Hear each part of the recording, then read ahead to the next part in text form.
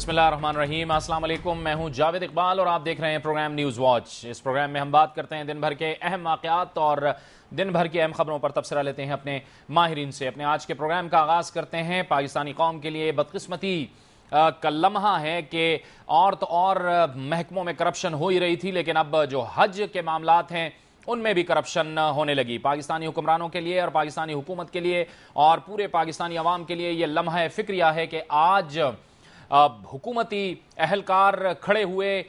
Chief justice جناب افتخار محمد چودھری کی عدالت میں، سپریم کورٹ آف پاکستان میں، اور کرپشن کی بات ہوئی تو وہ حج کے معاملات پر ہوئی۔ اس سے بڑی بدقسمتی اور کیا ہو سکتی ہے کہ حج کے نام پر بھی، مذہب کے نام پر بھی اب بعض حکومتی اہلکاروں نے مسلمانوں کو اور اپنے حاجیوں کو لوٹا ہے۔ اس سے بڑی بدقسمتی کی بات کیا ہو سکتی ہے؟ آج سپریم کورٹ آف پاکستان میں حج کرپشن کے از خود نوٹس پر چیف جسٹس جناب افتخار محمد چودھری نے بھی اس کیس کے دوران مختلف ریمارکس دیے ہیں۔ چیف جسٹس نے حکم دیا کہ سیکرٹری سمیت جو بھی حج کرپشن سکینڈل میں ملوث ہے اسے فوری طور پر گرفتار کیا جائے۔ اس کے ساتھ ساتھ آج چیف جسٹس پاکستان نے ایف آئی اے کے حکام کی بھی سرزنش کی اور اس دوران کہا گیا کہ جب بھی کوئی اہم کیس ہوتا ہے تو ڈی جی ایف آئی اے موجود نہیں ہوتے۔ اگر ایسا ہی سلسلہ چلتا رہا تو پھر ایف آئی اے کے دفتر کو بند کر دیا جائے۔ اس کے ساتھ ساتھ سابق ڈی جی حج جن کا نام لیا جا رہا ہے اس کرپشن سکینڈل میں، راؤ شکیل، چیف جسٹس نے ان سے بھی گفتگو کی اور ان سے کہا کہ آپ پر ملتان ڈیولپمنٹ اتھارٹی میں 3.5 کروڑ کی کرپشن کا الزام، اس کے علاوہ آپ کا نام ای سی ایل میں بھی شامل تھا۔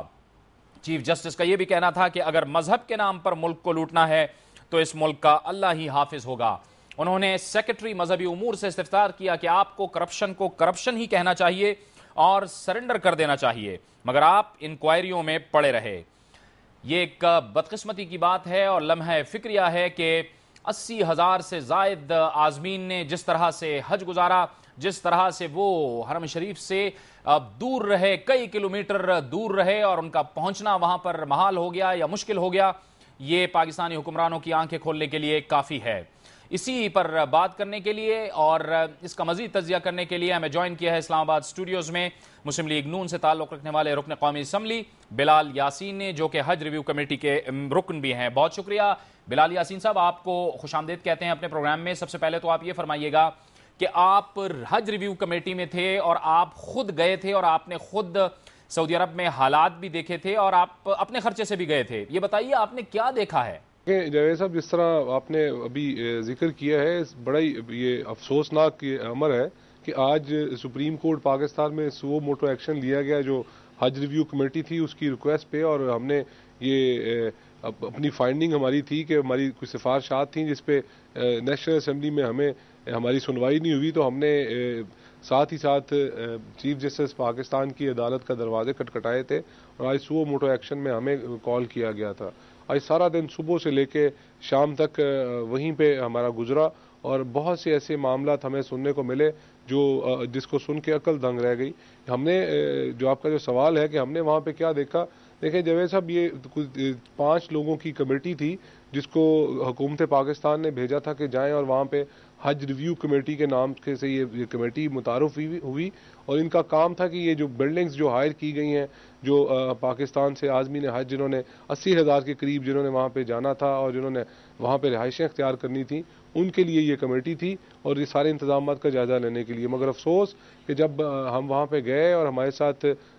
مختلف پارٹیوں سے ہمارے دونوں جو چیئرمین تھے اسٹینڈنگ کمیٹی سینٹ کے اور اسٹینڈنگ کمیٹی نیشنل اسمبلی کے، ان کے چیئرمین، اور میرے ساتھ پیر عمران شاہ جو ایم این اے ہیں اور میرے ساتھ سینیٹر خالد سومرو صاحب، ہم 5 لوگ تھے جو وہاں پہ گئے اور وہاں پہ ہم نے جو ہمارے ریلیجیس افیئرز کی جو منسٹری ہے اس کے جو ریکوائرمنٹ تھی ان کو ہم نے چیک کرنا تھا کہ جو ان کے قواعد ہیں اس کے مطابق یہ بلڈنگ ہائر کی گئی۔ مگر افسوسناک امر یہ تھا کہ جب ہم وہاں پہ گئے تھے، وہاں پہ 89 سم تھنگ بلڈنگ جو ہائر کی گئی تھی اور اس میں اباؤٹ 60 بلڈنگ وہ جو ہماری گورنمنٹ کی جو ریکوائرمنٹ ہوتی ہے اس کو فلفل نہیں کیا گیا تھا، یعنی کہ رولز کو وائلیٹ کیا گیا تھا۔ تو ہماری جو سفارشات تھیں وہ اس میں یہ واضح طور پہ بات تھی اور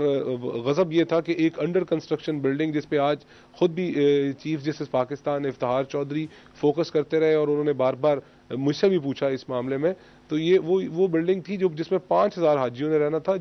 جو کنسٹرکشن کے مراحل میں تھی، اور یہ جس میں کوئی رولز میں کسی جگہ پہ اجازت نہیں تھی کہ ایسی بلڈنگ کو ہائر کیا جاتا۔ سوال صرف یہ تھا کہ کیوں ہائر کیا گیا، کیوں پاکستانی جو حاجی تھے ان کا 40 سے 50 کروڑ روپیہ اس بلڈنگ پہ کرائے کی شکل میں دیا گیا۔ اچھا بلال صاحب، یہ آپ کے خیال میں یہ جو سکینڈل ہے اتنا بڑا، اس کا حجم بہت بڑا ہے، اور ظاہر ہے اس کی تو کسی بھی صورت اخلاقی طور پر، مذہبی طور پر ظاہر ہے اس میں کوئی بیل آؤٹ نہیں ہو سکتا، آپ کے خیال میں کس سطح کے لوگ اس میں ملوث ہوں گے؟ یہ چند آفیسر لوگ ہیں یا آپ کے خیال میں پوری حکومتی مشینری کے بڑے اہم لوگ اس میں ملوث رہے ہیں؟ جاوید صاحب، آج سپریم کورٹ میں غالباً چیف جسٹس سمیت ہمارے جو ریسپیکٹڈ جو ہمارے جج صاحبان ہیں،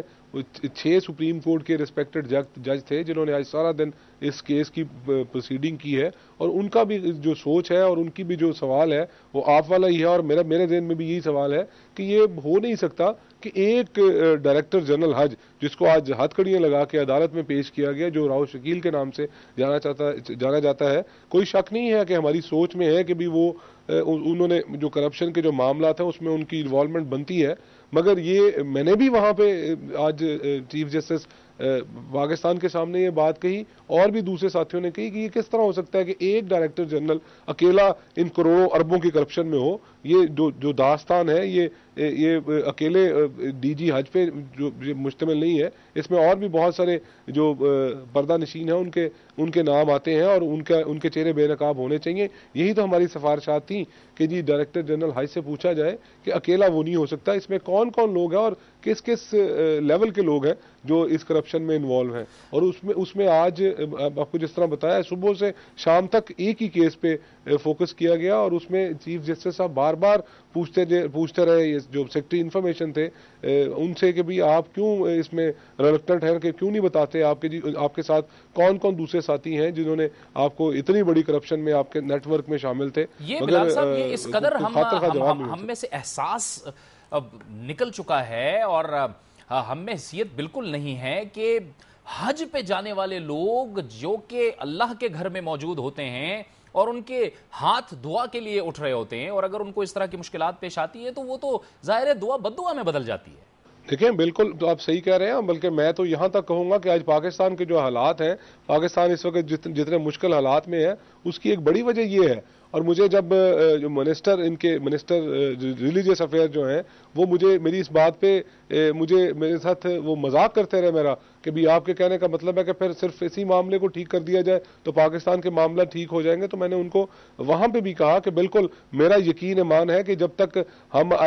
حج ایسے مقدس فریضے کی ادائیگی میں بھی ہم چوری اور کرپشن کے معاملات کرتے ہیں تو کس طرح پاکستان کے حال ٹھیک ہو سکتے ہیں۔ اور دیکھیں ظلم یہ ہے کہ پاکستان کی 17 کروڑ عوام کے جو پیسے ہیں کہ یہ جو حاجی جاتے ہیں، یہ ضروری نہیں کہ بہت پیسوں والے لوگ حج کرنے جاتے ہیں۔ ہمارے معاشرہ، ہمارے کلچر کا یہ حصہ ہے کہ بہت سارے ایسے حاجی بھی ہیں، ایسے لوگ بھی ہیں جو ایک روپیہ جمع کر کے اپنی زندگی کی صرف ایک دفعہ خواب پورا کرنے کی غرض سے وہ حج کرنے جاتے ہیں، اور ان کے لیے بہت معنی رکھتے ہیں 10 20 50 ہزار روپے یا 60 ہزار روپے یا لاکھ روپیہ۔ تو انہوں نے خدا کا خوف نہیں کیا، اور انہوں نے کراچی سے خیبر تک جتنے حاجی تھے سب کی گردن پہ چھری چلائی ہے، اور اس میں جو کرپشن اس کی انتہا یہ ہے کہ جب ہم نے اس سٹوری کو بریک کیا اور یہ ساری پاکستان کی عوام کے سامنے آپ میڈیا والوں بھائیوں کے تعاون کے ساتھ جب ہم نے یہ سٹوری بریک کی، تو اس کے بعد ہوا کیا کہ اس کہانی کو دبانے کی کوشش کی گئی، اور طرح طرح کے ہمیں ڈیلیئنگ ٹیکٹس استعمال کی گئی۔ کبھی نیشنل اسمبلی کے فلور پہ جب بات ہوتی تھی تو اس وقت اس کو ٹالنے کی کوشش کی جاتی تھی، کبھی اسٹینڈنگ کمیٹیوں کے جو بزنس چلتے ہیں نیشنل اسمبلی کا یا سینٹ کا، ان دونوں کمیٹیوں کے بزنس میں پارٹیسپیٹ کرنے اسلام آباد آتا تھا تو اس میں اس کو دبانے کی کوشش کی جاتی تھی، یہاں تک کہ بھی آپ کے اتنے پریشر کے بعد، پوری پاکستان کی عوام کے پریشر کے بعد ایک ڈائریکٹر جنرل کو ہتھکڑیاں لگیں اور وہ پابند سلاسل ہوا۔ مگر اس میں بھی ایف آئی اے آج جو ثابت چیزیں ہوئی ہیں، اور آج آپ کے علم میں ہوگا کہ چیف جسٹس صاحب نے بہت برہمی کا اظہار کیا ہے۔ جی بہت شکریہ بلال یاسین صاحب، مسلم لیگ نون کے رہنما، رکن قومی اسمبلی، ہم سے گفتگو کر رہے تھے۔ لمحے فکریہ ہے، انتہائی باخبر ذرائع کہتے ہیں کہ یہ بات صرف ڈی جی حج یا وزیر تک محدود نہیں رہے گی، اس میں ہو سکتا ہے کہ اہم ترین لوگ بھی ملوث ہوں۔ حکمرانوں کے لیے لمحہ فکریہ ہے کہ حج جیسے معاملات، مذہبی معاملات میں بھی اب یہ معاملات شروع ہو گئے ہیں۔ افسوس ہوتا ہے۔ وقت ہوا چاہتا ہے ایک بریک کا، اور بریک کے بعد ہمارے اس پروگرام کا سلسلہ جاری رہے گا۔